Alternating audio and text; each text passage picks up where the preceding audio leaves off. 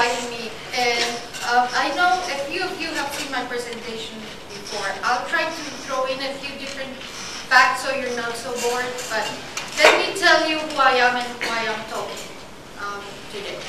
So I work in Multicultural Services, but that has nothing to do with today. My background is in international law and in international development. I've worked with many NGOs and international organizations such as World Bank or the Peace Corps, doing training of future Peace Corps volunteers, different things like that all over the world, right? And so what I want to share with people is all the mistakes I have made during my travels that have to do with miscommunicating with one another. So my topic today is on gaining cross-cultural competence and all the bloopers and the areas that sometimes we might find a rough spot and we misunderstand one another. Okay? Is that cool? Okay, so if you have examples of your own with all the experiences you have had, please raise your hand, interrupt, contribute. I love that. Okay. So before even I start, let me ask you a couple of puzzles or riddles. Do you know why there aren't any billionaires in England? Do you think there are any billionaires in England? Well, there aren't. Does anybody have a guess? Why not? Because is the word for billion different over there? Yes, yes, good. Because in Europe, all outside of the United States, 1 billion is a million. So no one has $1 million or pounds or whatever. So there are very rich people, but not billions in their currency or in their system. So do you know if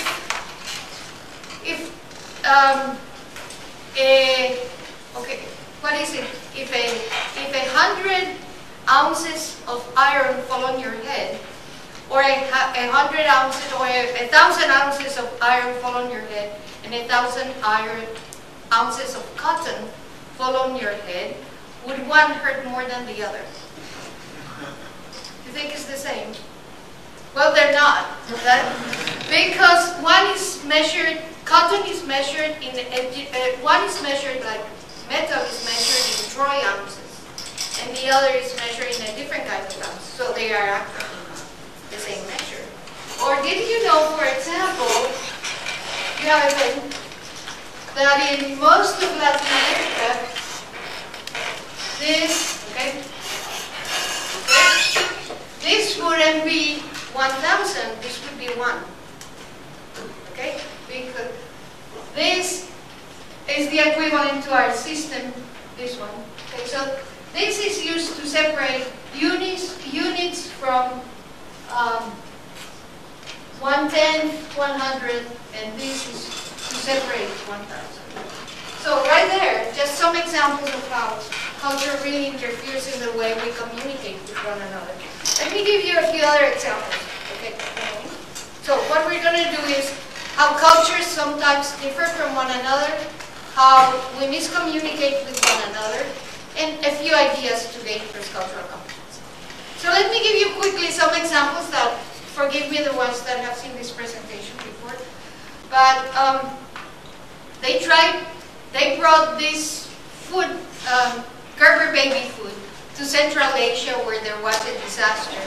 And many of the kids were dying. The first people to die are the kids and the elderly. They brought lots of food to give. And this in particular is heavy to carry because it's weight and it's glass, right? Weight. But no one in Central Asia picked it up. There was a central food bank. And the reason why not is because when they looked at this, because there are many tribes that are nomadic, they are illiterate, they don't speak the same language, they put a picture on the outside of what is in the inside. So all they thought is these Americans are the sickest people. They eat babies. Another example is of a rice variety that was developed by A&M and other universities. They did a research of a genetic improvement. Rice needs a lot of water because it only is a grass that grows in water. So they have to create terraces inundated with water and create rice paddies. And that is how rice is grown. So they created a variety that needs a lot less water. So fantastic for places like sub-Saharan Africa, because rice is a staple around the world. So they went to a series of villages in Central Africa, and they spoke to the chiefs and they said, can we bring this innovation here? Can we make a presentation? So they had this big feast and everything. They made the presentation, they left, and the people never adopted the innovation, and they couldn't figure out why. It turns out that they had all these things with the men, but the women are the ones that grow rice. And they were never invited, and they never got the information.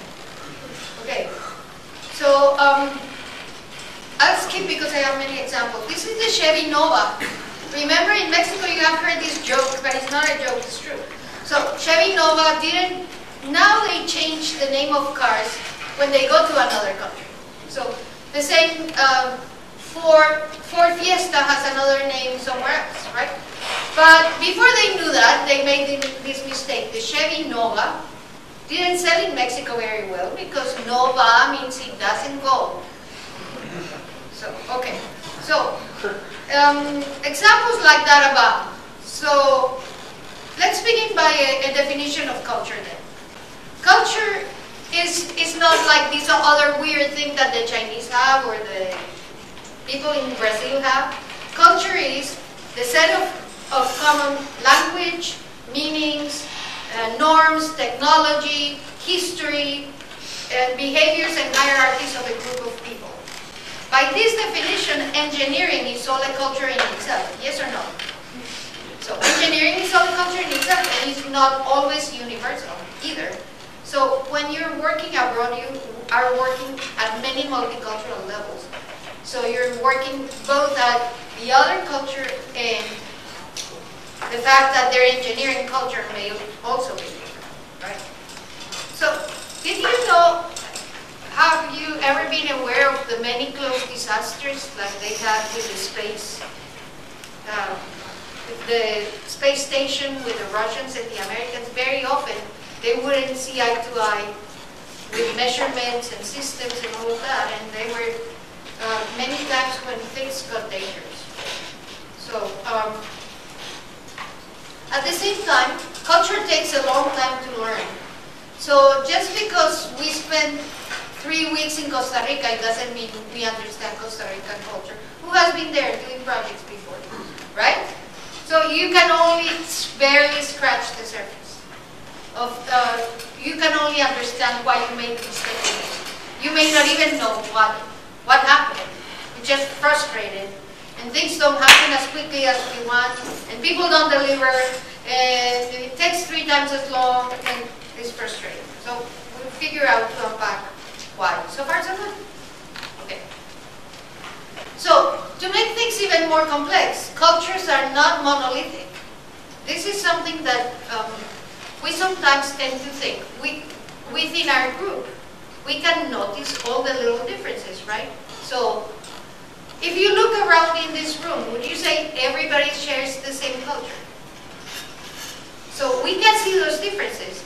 But then when we look at China, can we tell differences between one Chinese and another? So we tend to see all the other as the same. And we notice our differences, but we don't notice all the differences in the other. So we make stereotypes about the other. So to us, when we go to Costa Rica, we can't tell one person, sometimes we can, but very often we are fooled. A person who's educated, a person who's not, who's a creep and who's honest, who is trying to pull one on you and who is a legitimate patron, who is upper class, who's lower class, who is who. Really, those things are difficult to tell because we tend to see everybody as the same. So all cultures have all these layers that make communication sometimes difficult. So socioeconomic class, right? especially internationally, class divides are even bigger than in the States. We pretend that America is a classless society, but is it true? That America is a classless society? Baloney. Compare Bill Gates and a person in inner city Houston. So do they have the same education? Do they drive the same car? Do they eat the same food? Do they go to the same restaurant? Do they have the same legal problems? Do they use the same technology?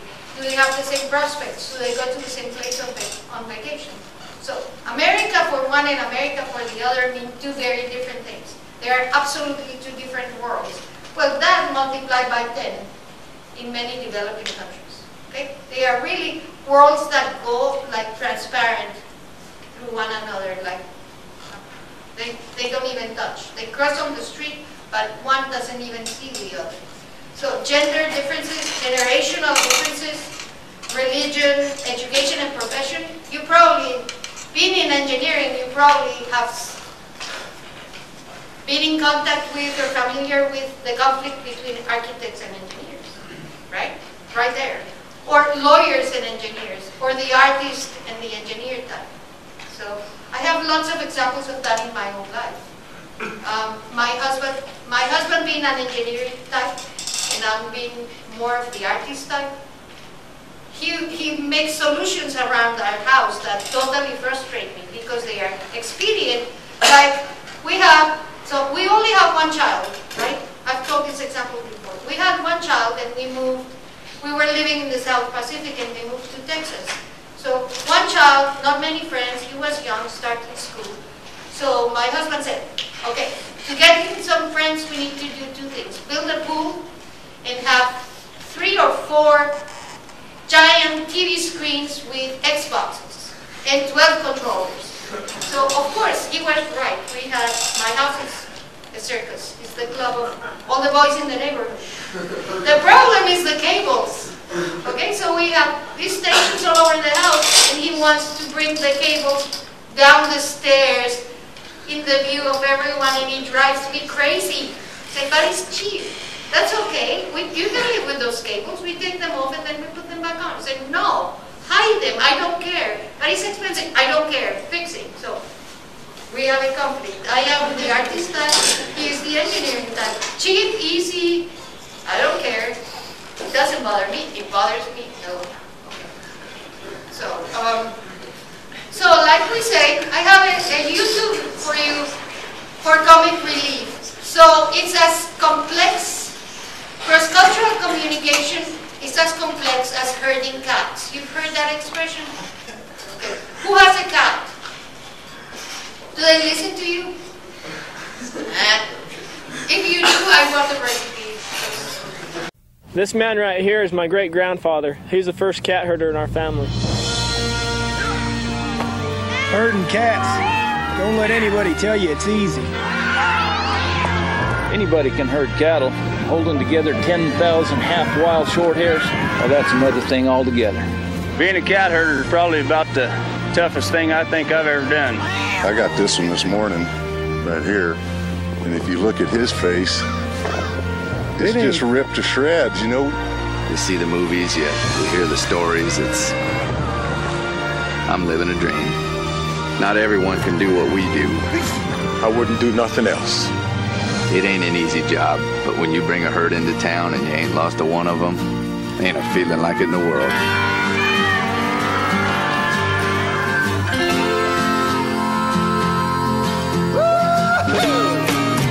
EDS, managing the complexities of the digital economy.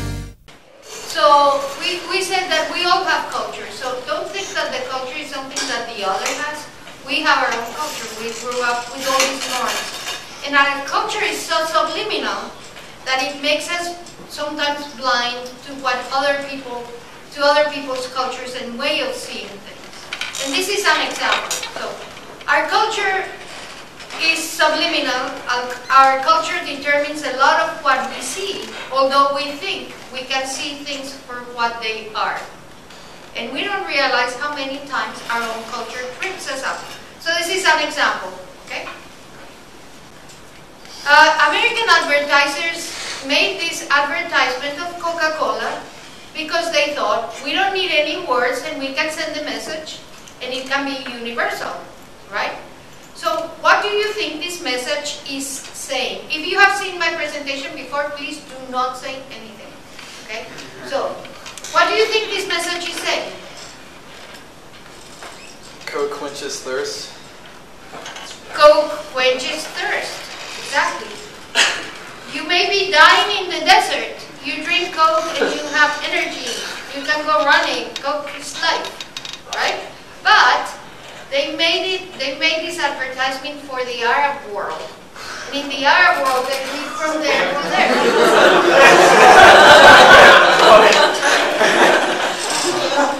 So now, what it's saying now is drink Coca-Cola and die.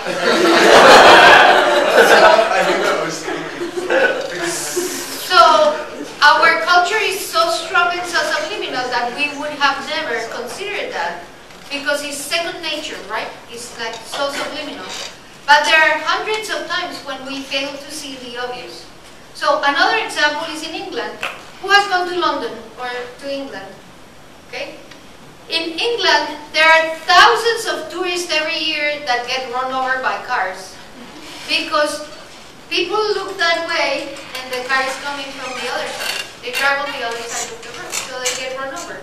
So now they make a sign that says, look that way. It's an arrow. On every corner, look that way, look that way. Okay?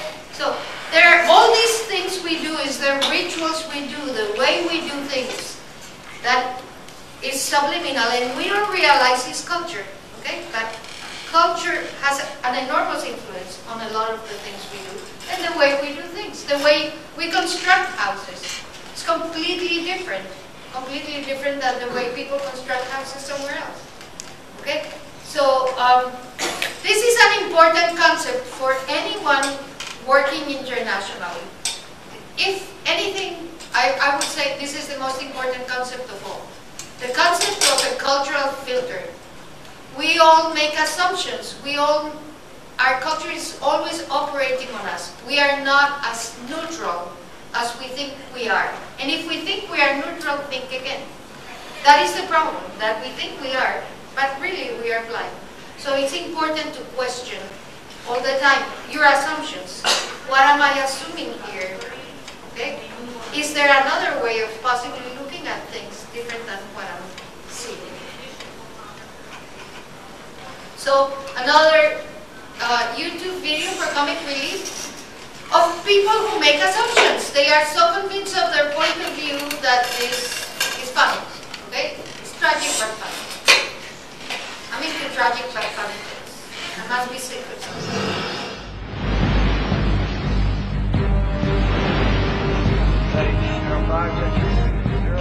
Again, this is the USS Montana requesting that you immediately divert your course 15 degrees to the north to avoid a collision. Over.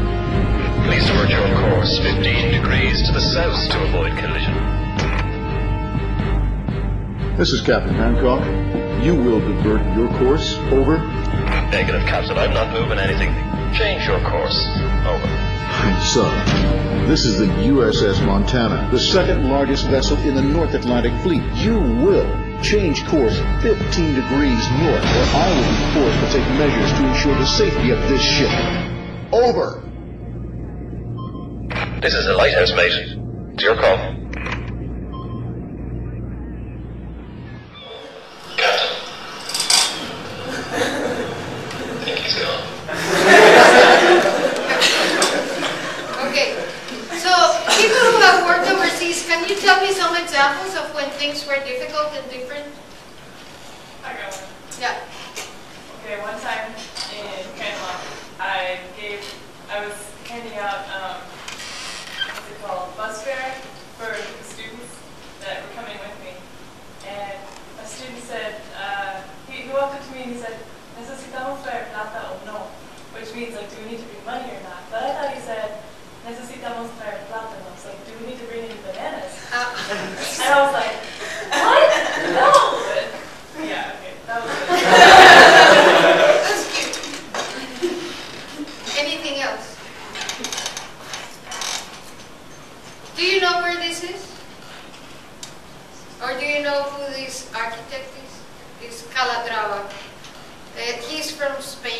and I'll show you some pictures. Okay, this is just what is suitable in different cultures, what is a dwelling, and what is suitable and expected. So very different, right?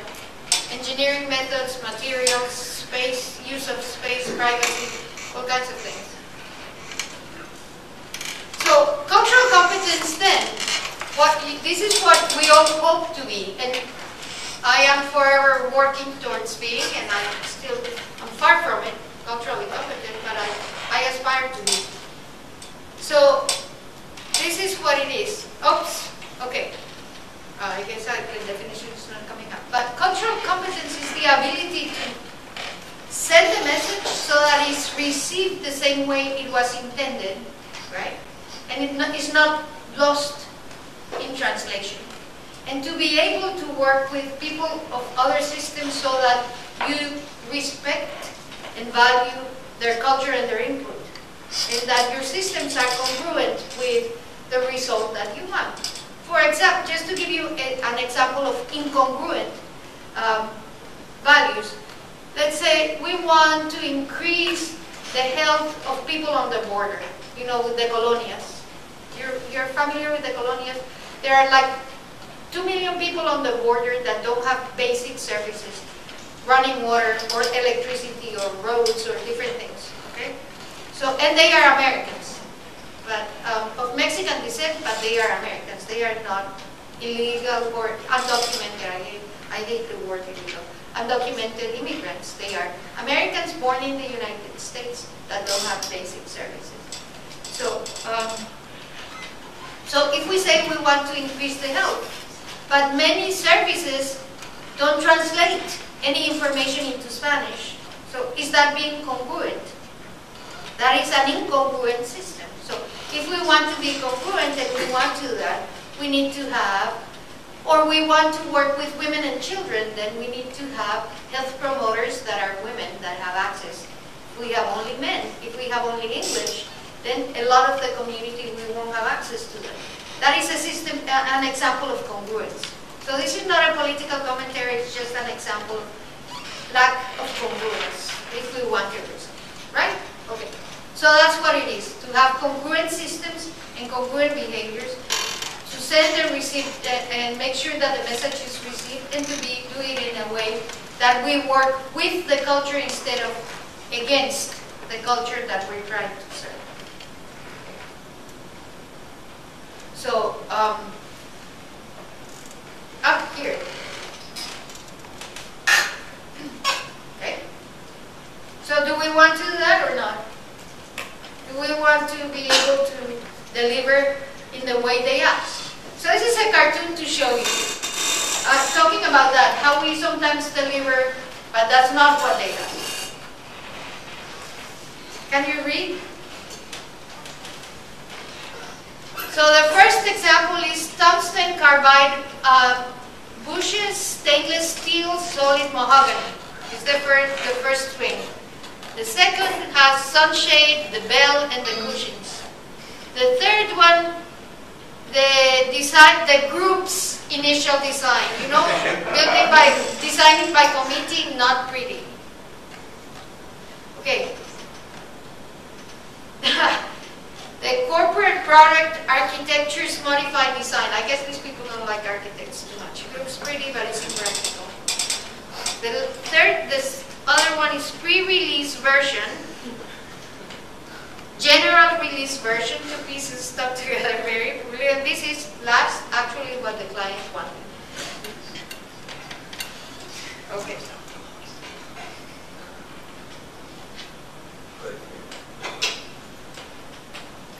Okay. So, how is communication central to what you do? Is it central to what you do? Tell me some ways in which it's central. How do you communicate for what? Ordering parts. Okay, great. What else? Pitching your design ideas. Pitching your design. Okay, what else? Understanding the client's needs. Absolutely. Great. What else? Passing on a project to someone who's taking it over for you. Absolutely. managing people, discussing interface of one system with the other. Someone is doing the electrical part, another is doing the structural part, another is doing the plumbing and all of that. Okay. So of course it's central. Without it, we couldn't have any problem. So let me see how much time we have. We have 5 minutes. Okay. So some areas, the best I can do then is, I don't think I can give you, and I don't think is realistic to say then that we need to become culturally competent. We need to know every little detail of every little culture and every subculture in the world. Is that even possible? So we can start there, but we can by having like a general framework of understanding cultural differences, and then work within that framework to start to notice things. Okay? And then instead of using our own culture without an editor, we understand, oh, these are some areas of possible conflict. Let me look more closely into it. Does that make sense so far? Am I putting you to sleep? Okay. So 3 areas are the differences in costumes and the underlying values of different groups, the language people use, and I'm not talking about Spanish, bananas, and the other, plátanos y plata. No, I'm talking about how people use language for different purposes, even if they are all using English. And then the nonverbals, all the signals we send with nonverbals. So some examples of differences in costumes and underlying values. So everybody talks about time, okay? So time is a big one, right? So we all know that different cultures have different time, different orientation towards time. So industrialized nations are very anal about time. Time is money. It's measured in very small increments, and we have very low tolerance for ambiguity of time. And we have all these plans where things have to go exactly. But in most of the world, things don't go that way. And if you can count on it, that the parts won't arrive on time, and people won't deliver, and mañana doesn't mean tomorrow, it means not today.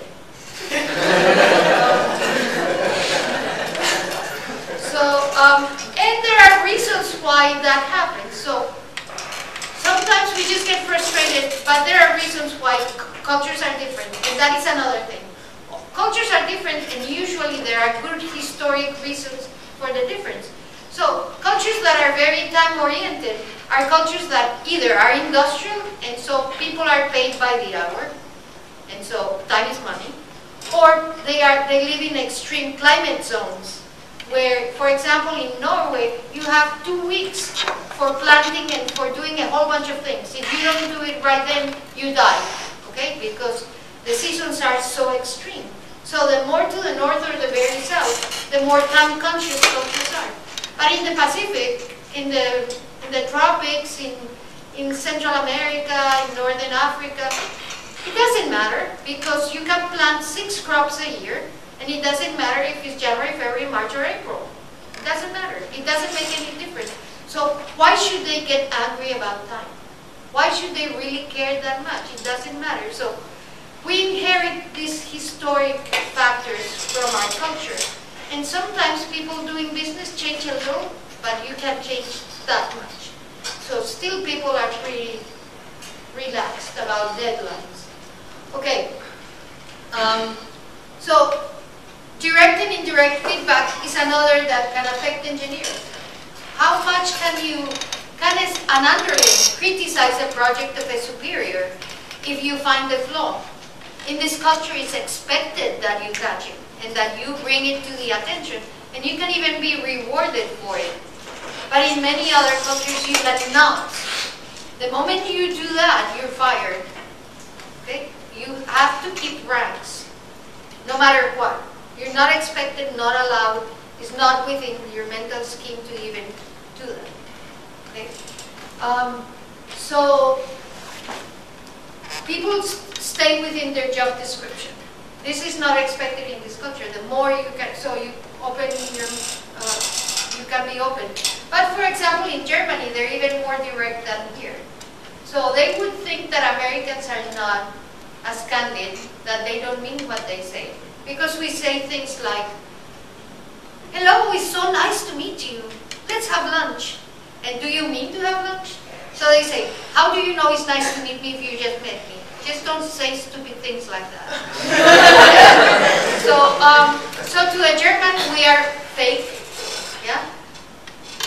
But to a South American or to a Japanese, we are too rude and too direct. And we cannot say things like that. And that is not the way we change the terms of an agreement or bring up something that is not going right.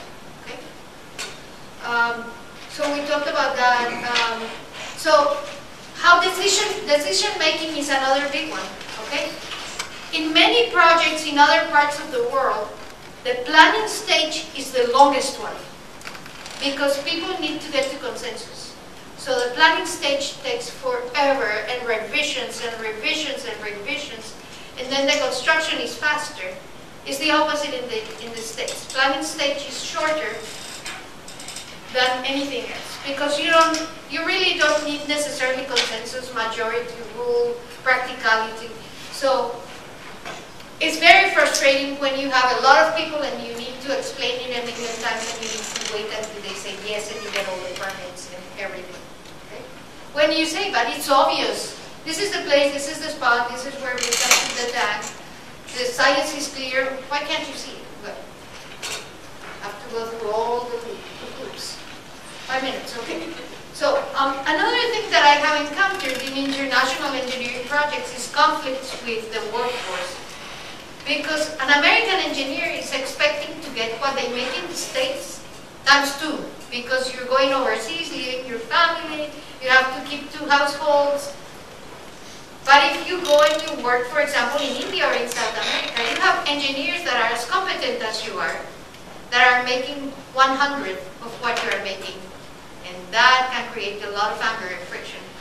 Because why should a foreigner come to my country and make all this money when I could be making it? But it's a consortium, a multinational corporation building something.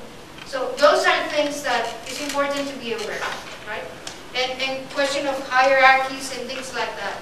So local hierarchies can be very complex also, and you have to deal with things like that.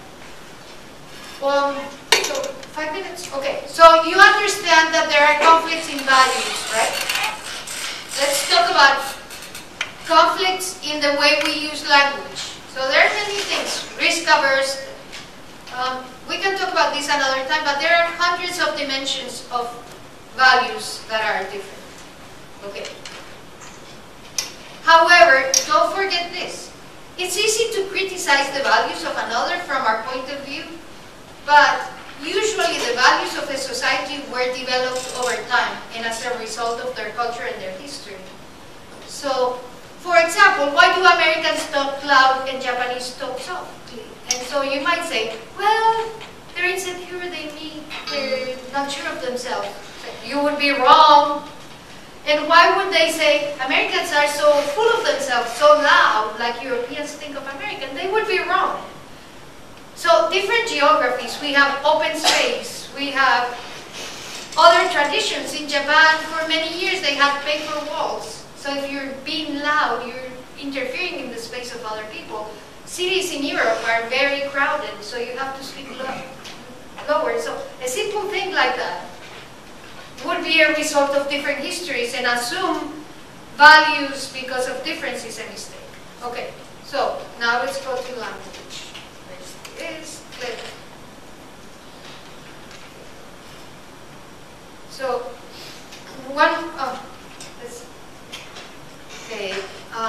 this is the one we need to do something about like this, right?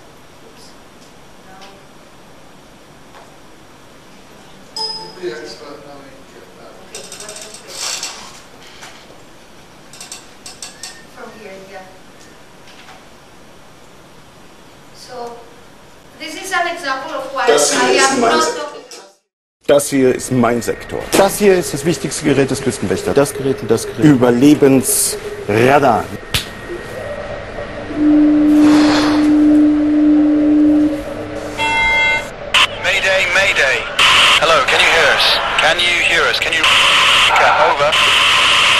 thinking. We are thinking. Hello?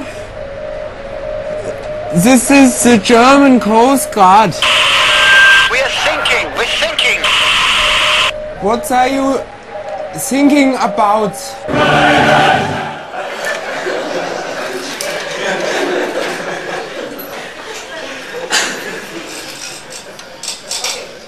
So that's not what I'm talking about, like what you were talking about, but how people use language. So how direct or indirect can you be without being offensive?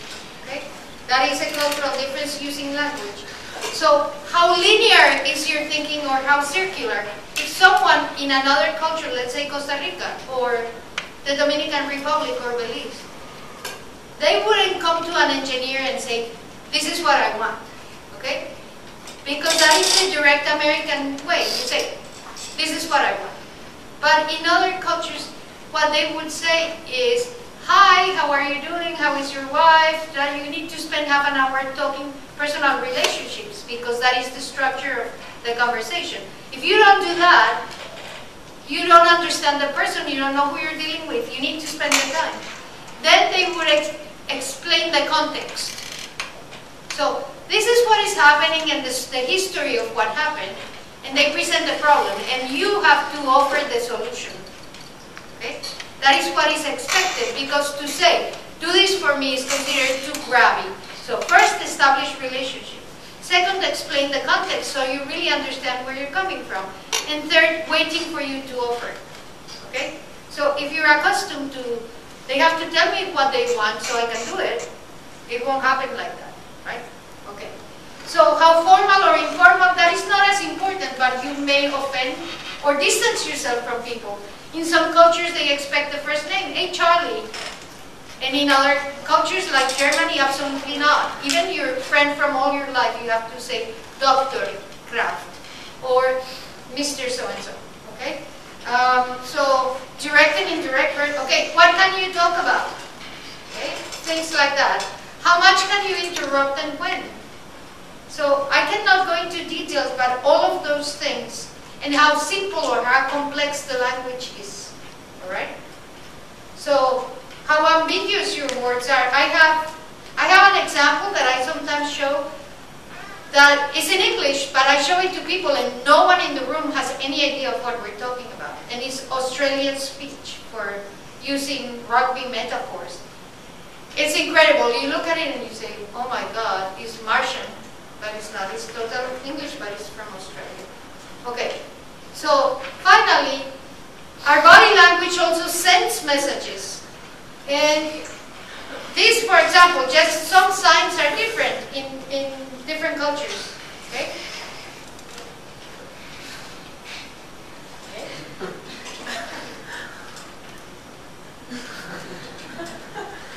Okay, so the gestures change. You know the UT symbols? This is evil. In Italy, this is worse than the finger. Okay? This means, this is horrible. This means cornuto, and that means your wife is unfaithful behind your back. I know it, and you don't. You are an idiot. And in Africa or in Turkey, this means the evil eye, like the devil. Okay, putting a curse on you. So cannot do that. People will totally kill you maybe because you put a curse on them. So how close you stand to one another sends messages. Okay, sends messages in some cultures of you don't like me because you're too far, or you're getting in my face because you're too close. Eye contact also means different things. So touching. Okay, etc., etc. So I'll give you some ideas and I'm leaving. So don't assume that people are the same because we are not. So assuming my name is Suhm, right? So don't assume Suhm. Okay. So try to not suspend judgment, but question your assumptions. Okay. Everybody assumes it's natural, but question your assumptions more often than not. It's important to acknowledge that we are not as impartial as we think we are. We have a cultural filter and to understand it. To listen and observe as much as possible. to expand your knowledge base. The more you travel, the more you deal with different cultures, the better you will get. Step out of your comfort zone at least once a day. Okay? Learn something new, do something different. Talk to someone different because it keeps you bright. Okay? Keeps you alive.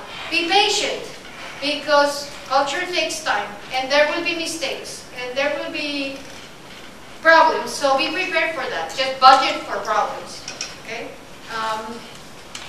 And develop an interest and appreciation. At the same time, if you know one Chinese person, you know one Chinese person. You don't know China. And these are specific suggestions for you now, today, to gain cultural competency. Okay?